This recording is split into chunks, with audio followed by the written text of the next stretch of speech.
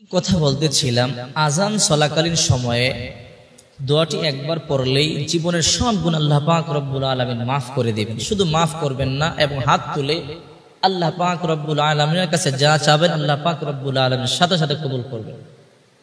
আজান পৃথিবীর সবচাইতে সুন্দর ধ্বনি।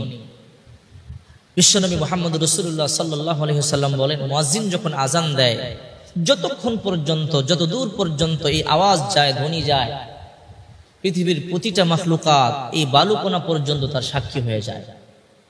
বিশ্বনবী বলেন, কিয়ামতের ময়দানে দুনিয়াতে যারা আজান দেবে, মুয়াজ্জিনদের গলা একটু লম্বা হবে। সবাই এদেরকে দেখেই চিনতে পারবে এরা উঁচু উঁচু মানুষ, লম্বা লম্বা মানুষ। মনে হয় দুনিয়াতে এরা মুয়াজ্জিন ছিল। আর আজকে এই আজান নিয়ে অনেকে বাজে মন্তব্য করে। অনেকেই বলে আজানের আওয়াজ কমিয়ে দেওয়ার জন্য, আজানের আওয়াজে নাকি এদের ঘুম ভেঙে যায়, আজানের আওয়াজে নাকি এদের কষ্ট হয়, এদের ঘুম আসে না, এটা ডিস্টার্ব হয়। নাউজুবিল্লাহ। অথচ আজান এমন একটা বরকতপূর্ণ জিনিস, আজান যদি না দেয় তাহলে কিন্তু কোনো মুমিনের অন্তর ঠান্ডা হতে পারে না।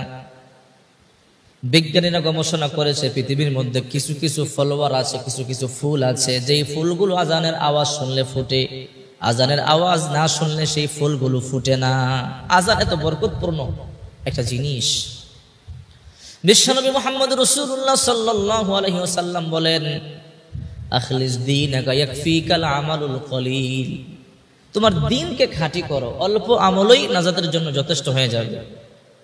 বিশ্বনবী বলেন, আজান এমন একটা বরকতপূর্ণ জিনিস, এমন বরকতপূর্ণ একটা আমল, আজান চলাকালীন সময়ে কেউ যদি মুয়াজ্জিনের ধ্বনি শুনবার পরে কেউ যদি এই দোয়া পাঠ করে, এই দোয়া পাঠ করে আল্লাহ পাক রব্বুল আলামিন সাথে সাথে জিন্দেগীর সব গুনাহগুলো মাফ করে দেবে। শুধু গুনাহগুলোই মাফ করবে না, রাসূল বলেন হাত তুলে যা চাবে আল্লাহ সাথে সাথে তাই দিয়ে দিবে।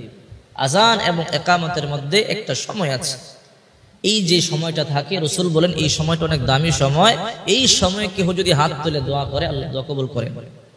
যেই দোয়াটির কথা বলতেছিলাম, রাসূল পাক সাল্লাল্লাহু আলাইহি ওয়াসাল্লাম বলেন, যখন তুমি মুয়াজ্জিনের ধ্বনি শুনবে তখন তুমি বলবে, ওয়া আনা আশহাদু আল্লা ইলাহা ইল্লাল্লাহ ওয়াহদাহু লা শারীকা লাহু ওয়া আন্না মুহাম্মাদান আবদুহু ওয়া রাসূলুহু রাদিতু বিল্লাহি রাব্বান ওয়া বিল ইসলামি দীনা ওয়া বি মুহাম্মাদিন সাল্লাল্লাহু আলাইহি ওয়াসাল্লাম নাবিয়্যান ওয়া রাসূলা। এই দোয়া রাসূল বলেন, মুয়াজ্জিনের ধ্বনি শুনবার পরে কেউ যদি এই দোয়াটি পাঠ করে, ওয়া আনা আশহাদু আল্লা ইলাহা ইল্লাল্লাহ ওয়াহদাহু লা শারীকা লাহু ওয়া আন্না মুহাম্মাদান আবদুহু ওয়া রাসূলুহু রাদিতু বিল্লাহি রাব্বান ওয়া বিল ইসলামি দীনা ওয়া বি মুহাম্মাদিন সাল্লাল্লাহু আলাইহি ওয়াসাল্লাম নাবিয়্যান ওয়া রাসূলা।